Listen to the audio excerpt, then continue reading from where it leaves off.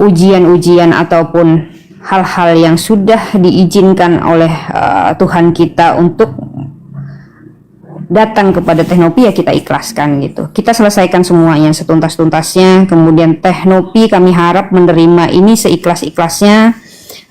Netizen kemudian masyarakat juga pasti akan paham yang mana kemudian fakta, yang mana kemudian hanya isu, begitu kira-kira ya Bang Nyoman, Mas Keri. Pada posisi ini kami sangat mendukung Teknopi untuk menyelesaikan ini. Jadi Teknopi kemudian tidak merasa sendiri, dan ini juga bukan dukungan dari kami saja, tapi bagi teman-teman netizen yang juga sangat menginginkan Teknopi kembali ceria. Kami berharap kemudian insya Allah di 2025 ini kita tuntaskan setuntas-tuntasnya, agar kemudian Teknopi juga bisa kembali ceria seperti dulu ya. Dan harapan semuanya tentu Teknopi tidak kemudian menjadi orang yang apatis kemudian terhadap kebaikan-kebaikan yang sebelumnya memang Teknopi lakukan ya, hanya karena satu orang gitu. Ini kan Teknopi awalnya ingin berbuat baik, tapi feedbacknya yang kemudian yang buruk gitu, sehingga menyebar kemana-mana. Ini yang kemudian kami harap jangan menjadi Teknopi menghilangkan ya rasa kebaikan itu di hati Teknopi gitu. Terus berbuat kebaikan, insya Allah kebaikan itu akan datang ke diri Teknopi sendiri. Oke, intinya itu ya guys yang tadi dijelaskan, bahwa ya semoga nanti adanya berita atau statement yang terbaru nih ya, mungkin aku sebut aja inisialnya dari Pak HK ya. Nah itu didorongi oleh orang terdekat aku ya guys, dan kita ada sebut rekamannya tapi tidak untuk di share sekali lagi ya. Gitu, apapun yang terjadi kita nggak akan nge-share, tapi ya nggak nyangka aja udah mendem, udah kita mau fokus penyelesaian, tapi saya dijadiin korban terus dari mana-mana. Kan saya cuma seorang perempuan, saya cuma perempuan yang nggak bisa ngomong apa-apa, cuma pengen ini selesai. Capek banget.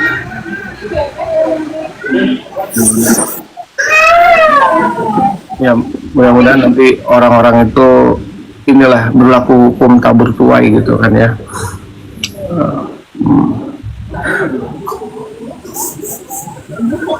Jadi apapun semoga ya, khususnya teman-teman fanbase yang memang udah ikut live ini dari awal,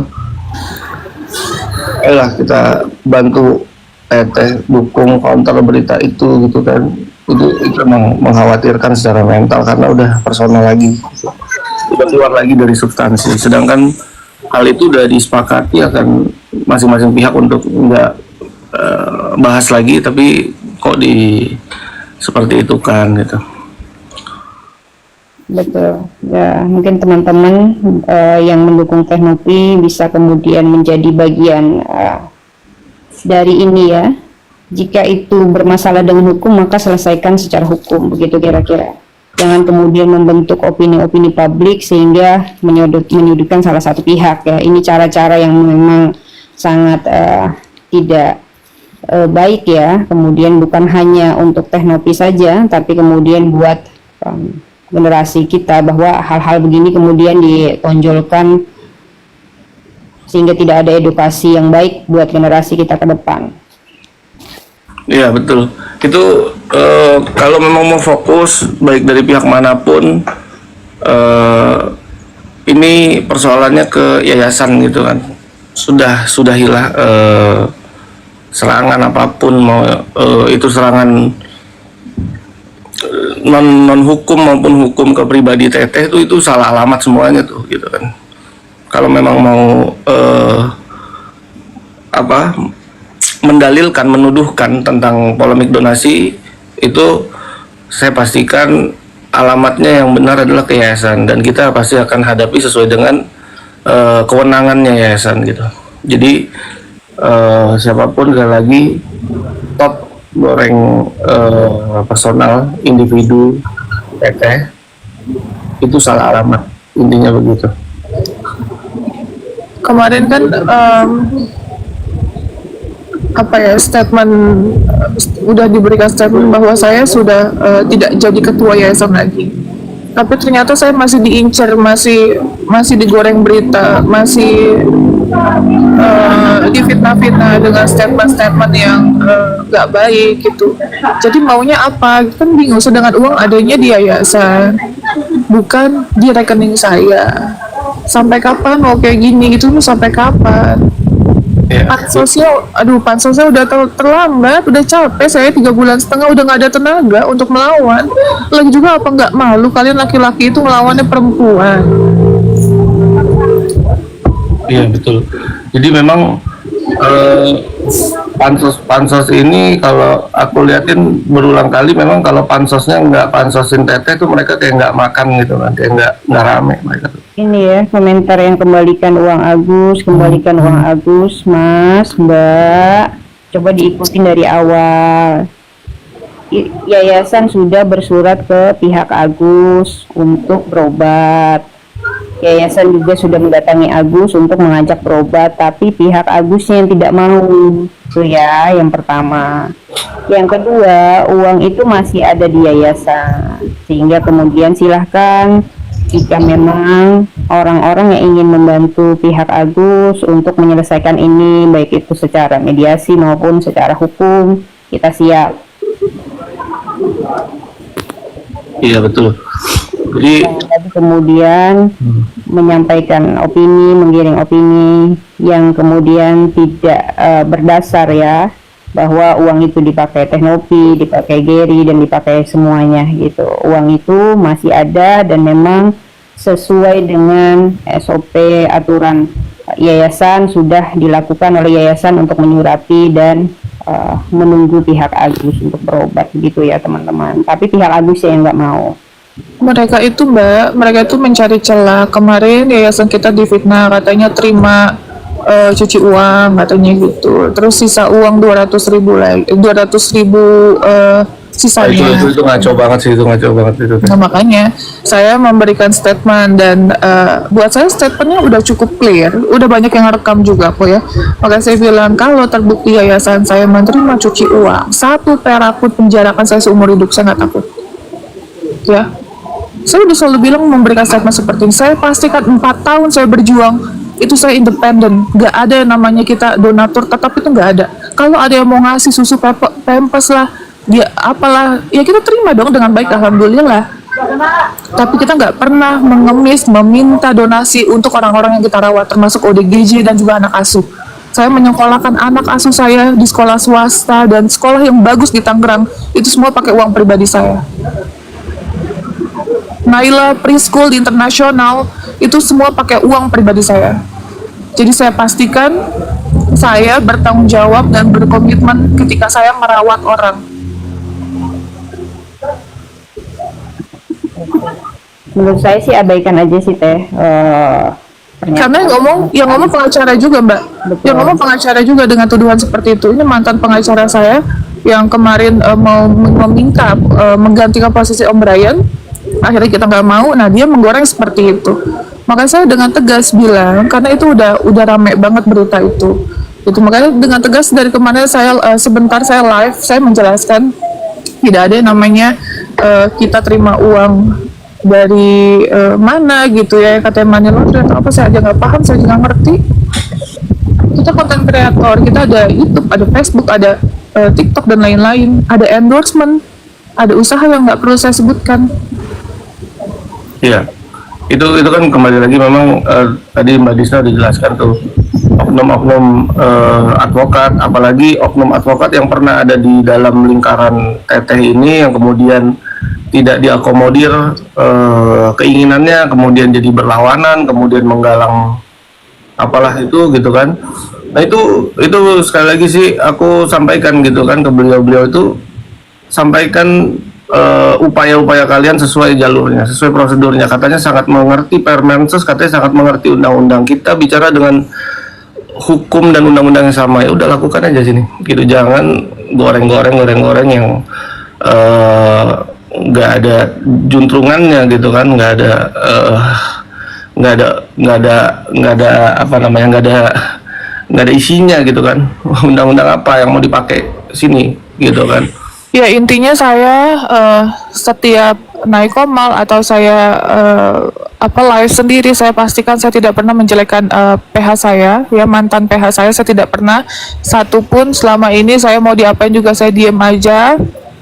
Terus saya mau difitnah, dihina seperti apa juga saya diam aja. Terus juga terkait masalah Om Brian ya Mas Ger, dibahas-bahas juga. Padahal yang ngasih statement Om Brian itu adalah om saya kan, beliau sendiri. Tapi dia juga yang membuka. Saya nggak paham tujuannya apa. Tapi yang jelas saya itu ngomong berdasarkan fakta dan bukti aja. Tapi saya minta stop lah gitu. Mau sampai kapan sih? Nambah masalah ini tambah rame. Dan untuk netizen juga menurut saya, kalau ada berita-berita yang menggoreng atau seperti apa ya abaikan aja, jangan dibikin rame gitu. Makanya jujur ya, ini banyak banget media yang wawancara saya, tolong tanggapannya terkait rekaman ini, tolong tanggapannya. Mana ada saya satupun muncul di media, karena saya nggak mau tambah rame, tambah digoreng. Saya lebih baik diam, saya lebih baik bersama keluarga daripada saya harus menyuarakan pendapat saya lagi, nanti digoreng lagi seperti apa. Saya nggak mau gitu. Nggak ada keuntungan, saya nggak dapat untung nih, nggak dapat untung apa-apa saya. Ya. Kerjaan saya jadi berantakan. Saya nggak ada bikin konten, bikin video, bantu orang. Harusnya orang kita bantu satu hari maksimal 8 orang, 8 lokasi maksimal loh. Ini saya satu kali pun udah tidak jalan. Ya. Menurut kami ya Teh, menurut saya pribadi sih, tindakan Teteh untuk tidak menanggapi hal-hal isu ya, itu sudah sangat tepat ya, sangat bagus itu, karena memang orang yang terdidik dan orang yang terpelajar itu tidak perlu menanggapi hal-hal yang bentuknya isu gitu. Kita tetap pada posisi, jika memang mereka ingin menyelesaikan ini sama seperti kita ingin menyelesaikan ini setuntas-tuntasnya, maka tempuhlah jalur-jalur yang sudah disiapkan oleh negara. Tapi kalau mereka tidak menggunakan itu, artinya ada hal-hal yang memang mereka inginkan di luar itu. Nah, itu yang kemudian saya rasa netizen masyarakat Indonesia ya, udah paham banget terhadap hal-hal ini gitu. Sehingga sangat tepat Teteh mengambil posisi untuk tidak ngeladenin ya, tidak menjawab hal-hal yang pada prinsipnya adalah itu isu saja gitu, itu fitnah. Maka nanti kita akan selesaikan di jalur hukum jika memang itu berupa hal-hal yang memang sudah sangat merugikan Teh Novi begitu. Gimana tuh Pak Nyoman tanggapannya?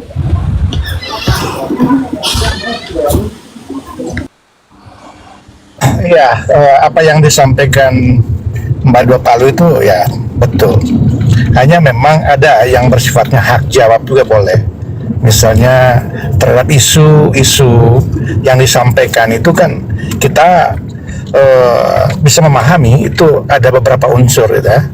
Walaupun tidak mengandung kebenaran lalu di framing seolah-olah cerita itu ada, itu perlu di counter attack, artinya perlu direspon ya, supaya menjaga keseimbangan pemahaman publik secara umum itu tidak subjektif terhadap orang yang framing, nanti tetap diklarifikasi oleh Teh Novi. Itu yang pertama. Nah, yang kedua, memang di dalam dunia lawyer itu kan secara etisnya ya tidak bisa mengubah posisi lalu mengubah juga konstruksi hukum. Misalnya begini, saya berada di Teh Novi karena saya secara konstruksi hukum saya memahami bahwa Teh Novi adalah benar. Nah, apakah dalam objek yang sama, dalam persoalan yang sama, ketika saya berada dalam tempat yang lain saya menyatakan bahwa Teh Novi salah? Ini menurut saya hal yang sangat tidak konsisten, karena ini berkaitan perspektif hukum ya. Katakan begini, di dalam sudut pandang hukum itu tentu kronologis yang disampaikan oleh Brother Gary dan Om Brian waktu pertama kali itu kan kita bisa merumuskan bahwa posisi yayasan adalah posisi yang tepat dan benar secara hukum ya. Artinya tindakan itu mengamankan uang dari rekening itu kepada yayasan itu adalah tindakan tepat. Benar itu adalah benar menurut hukum. Nah, ketika kalau kita sudah mendapatkan kronologis itu, lalu saat sekarang ini misalnya saya berada di posisi lain atau di posisi yang netral sekalipun, saya menyatakan bahwa itu uang harus dikembalikan, adalah posisi yayasan salah gitu. Ini kan inkonsisten cara pandang kita terhadap satu objek yang sama tadi. Nah, ini yang menurut saya seolah-olah hukum itu harus dianggap benar dalam posisi kita yang berbeda, lalu ketika kita posisi berbeda lagi harus dianggap salah. Itu kan nggak bisa. Jadi kalau warna ini mobil hitam ya hitam aja sampai kapanpun hitam. Tidak bisa ketika ini mobil orang lain lalu saya berbeda pendapat dengan pemilik mobil saya menyatakan merah, itu tidak bisa. Jadi itulah yang terjadi saat sekarang ini. Kalau saya ya menurut saya ini sutradara yang memainkan skenario-nya walaupun pemainnya udah rasa capek gitu ya. Jadi sebenarnya ya persoalannya sederhana ya. Kalau di dalam klasifikasi perkara ini kan sederhana antara yayasan dan AS tadi. Tetapi yang bikin menjadi tidak sederhana adalah orang yang mensutradara itu, orang-orang yang di belakang itu. Dan lebih lagi persoalan menjadi sangat serius adalah orang coba mencari-cari kesalahan.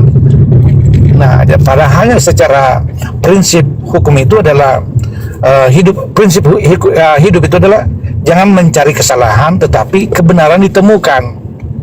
Kalau yang benar tanpa kita cari pun dia akan temukan sendiri. Tapi kalau kita cari-cari kesalahan orang, inilah yang menjadi masalah hidup kita.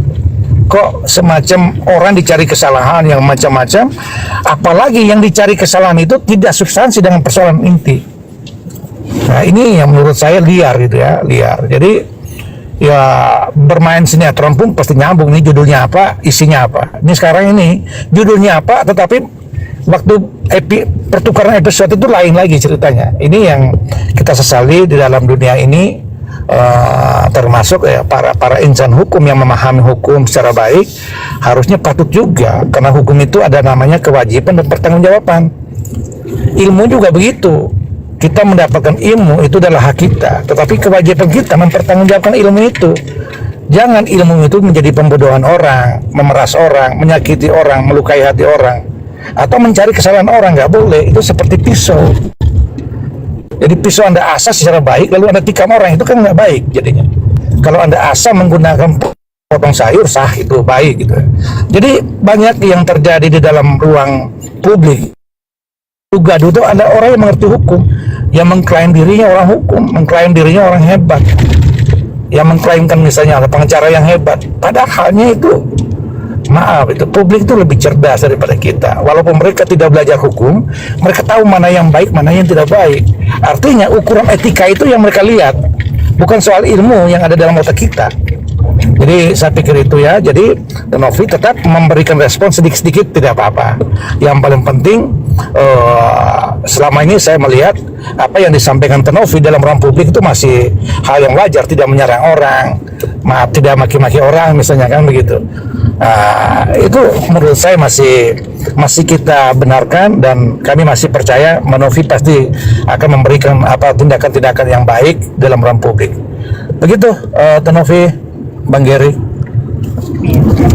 Intinya serangan-serangan apapun terhadap Teteh, opini apapun, isu apapun, jangan merubah diri Teteh, apalagi kemudian menyamai mereka ya yang menghujat. Itu yang kemudian mereka harapkan sebenarnya ketika mereka mengeluarkan kata-kata kotor, kata-kata yang kemudian menghujat. Mereka juga menginginkan itu keluar dari mulut Teh Novi, yang kemudian itu dapat merubah ya sisi terdalam hati Teh Novi yang sangat kemudian mengharapkan semua ini baik-baik saja. Itu yang jangan sampai terjadi, Teh Novi.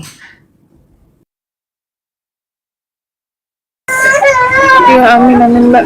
Ya sudah sih, aku itu aja. Jadi kalau aku pribadi dari awal, mungkin Pak Nyoman juga sudah mengetahui terkait ada seorang mantan PH saya yang menyerang secara personal ya Pak, ngata-ngatain saya segala macam gitu. Saya kan selama ini diem ya Pak, saya nggak pernah nanggepin atau apa. Saya juga udah jelasin waktu itu terkait Elsa, saya tuh typing ketawa karena Elsa buat saya lucu gitu loh. Jadi saya nggak tahu konteks pembicaraan mereka, dan Elsa pun tidak menyebutkan nama siapapun. Setahu saya Pak Nyoman, mungkin Pak Nyoman waktu itu ada juga gitu. Dan Saya ada juga teh. Lanjut. ya, jadi saya cuman imut ketawa, disangka saya membiarkan adanya penyerangan atau penghinaan apanya. Emang konteksnya nggak ada yang membicarakan siapapun gitu loh. Jadi agak aneh, saya dikata-katain leher apalah segala macem lah. Ya sudah, saya emang kayaknya diserang sana sini, ya udahlah, mau gimana lagi. Emang udah mungkin jalannya kali ya, jalannya harus pada melakukan pansos seperti itu sih kalau menurut saya. Gitu. Saya waktu kalau berada di Elsa itu kan mereka ngundang, abang naik dong, ya kita hormati karena kita udah ngintip kan. Memang diskusi di room Elsa itu saya senang lebih banyak ketawanya. Maka saya bilang kalau kita mau cerita ketawa tinggi boleh, asal jangan nyerang orang gitu kan. Nah ketika dia cerita yang bersifat dongeng itu kan kita nggak mengerti arahnya kemana. Karena kita tidak mengerti apa yang diceritakan, lalu tematisnya juga tidak isu hukum, ya saya turun juga dalam waktu yang cepat. Tapi pandangan orang juga seolah-olah kita membiarkan. Jadi saya pikir keliru juga cara pandangan itu, karena gini, di Komal itu kan kita harus tahu cara kerjanya dulu. Kalau kita tahu cara kerjanya, kita tidak pernah akan tersinggung gitu loh. Karena misalnya gini, di dalam Komal itu diskusi debat sampai berantem gitu. Memang cara kerjanya begitu. Kenapa berantem itu terjadi? Karena satu dengan yang lain narasumber itu tidak ketemu secara langsung. Itu potensi ribut. Coba ketemu langsung pasti akan tahu, karena akan kenal satu sama lain. Nah, jangankan di ruang Komal, cara kerja di ruang Komal, Karni alias saja tidak bisa mengendalikan orang berantem di sana. Para profesor guru besar berantem di ILC itu. Nah, maka saya bilang, kenapa ketika Komalnya Elsa misalnya menceritakan hal yang tidak menuduh siapapun, dan kita berada di situ, kita seolah-olah identik dengan Elsa, kan nggak bisa ya, Tanovi ya, gitu. Bagaimana kita samakan dengan Elsa apple to apple? Nggak bisa. Karakteristik dia yang terbuka, yang perbicaranya vulgar, itu ya karakter dia yang kita harus hargai, bagian dari kekayaan orang itu. Dan kita tidak boleh menyatakan, wah ini kamu salah, tidak bisa. Ketika kita berada di tempat lingkungan orang lain, kita harus menerima tentang orang lain itu. Nah, pihak ketiga tidak bisa mengidentifikasikan, apalagi melabelkan kita bagian dari orang itu, tidak bisa. Gitu. Jadi begitulah Tanovi, saya paham waktu itu memang suasananya seperti itu. Waduh, Elsa ini bukan bercandaan lagi nih, arah kemana? Waduh, karena bukan isu hukum ya saya turun aja. Begitu ya Tanovi. Iya Pak, setuju, tapi ujung-ujungnya kan saya lagi yang kenapa. Padahal baru kali itu saya bercanda sama Elsa juga, maksudnya kayak ya nggak ada niat apa-apa gitu, tapi seolah-olah saya yang kenal lagi. Tapi nggak apa-apa sih buat saya, secara keseluruhan sampai detik ini saya mau dikatain apa kayak secara fisik, kan emang fisik saya nggak sempurna ya, dari awal saya nggak bilang jadi saya cantik gitu. Ya kita terima aja lah. Yang penting saya nggak ngikutin apa yang dia lakukan aja. Jadi dia mau ngomong apa, saya percaya hukum tabur tua itu ada, jadi tinggal wait and see aja. Itu ya. Akhirnya dia mau ditambahin nggak Mbak Dista? Aku mau turun. Ya, saya mau turun. Saya mau menambah sedikit. Ini pernyataan terakhir ya. Tetap kuat, Tanovi. Memang suasana seperti ini sebenarnya kita tidak harapkan. Tidak harapkan artinya, misalnya kami di Tim 3 dulu, saya pengen si satu orang pun tidak tersisihkan. Tapi yang terjadi kan ada hak mereka untuk mengundurkan diri, kan begitu. Nah, ketika sebagian teman itu mengundurkan diri, saya bingung nih. Saya bingung. Ini kok pengennya bersama, bersatu, lalu kita pernah ngumpul-ngumpul, ketawa-ketawa. Tapi ketika orang sudah mengundurkan diri kan kita tidak bisa memaksakan keadaan itu kan, Tanovi. Yang ada ya saya bilang, saya secara personal tetap mempertahankan integritas saya. Bukan berarti saya berada di Tenovi, masih berada di Tenovi itu adalah orang yang tidak berpihak kepada penderitaan orang cacat ya, bukan, tidak sama sekali ke sana. Tapi saya pikir toh persoalan hukumnya kita belum bekerja secara maksimal kok. Artinya panggung kita ini kan sebenarnya di pengadilan teh. Panggung kita yang sebenarnya advokat itu. Nah, saya belum menemukan suatu letak kesalahan yayasan termasuk Tenovi melalui ruang peradilan yang terbuka itu, sehingga menurut saya tetap berada di sini dalam perspektif saya dari yayasan melakukan satu tindakan yang benar, mengamankan uang donatur itu sebagai bentuk pertanggungjawab hukum dan pertanggungjawaban moral itu. Nah, sekarang kita tinggal tunduk terhadap hukum, di mana ya donatur itu sudah melakukan gugatan. Jangankan yayasan untuk tidak menyerahkan uang itu, Kemensos pun harus tunduk ketika ini perkara masuk dalam ranah litigasi atau gugatan. Saya pikir itu aja. Tetap kuat, Tenovi, Brother Gary tetap memberikan semangat. Makasih, Ya, tetap memberikan semangat dan tetap mengkonter informasi-informasi yang liar di dalam ruang publik supaya para netizen dan citizen tidak mengkonsumsi secara secara utuh apa yang disampaikan oleh pihak-pihak para pembenci. Begitu. Terima kasih ya. Makasih, Pak. Salam hormatku buat udah keluar Ibu tadi ya. Terima kasih banyak sudah diskusi siang hari ini. Bang Geri, Tenovi tetap kuat. Tuhan selalu menyertai orang beriman. Terima kasih. Salat selalu, sujud dalam doa untuk meredakan suasana batin yang tidak menyenangkan. Terima kasih. Assalamualaikum. Waalaikumsalam warahmatullahi wabarakatuh.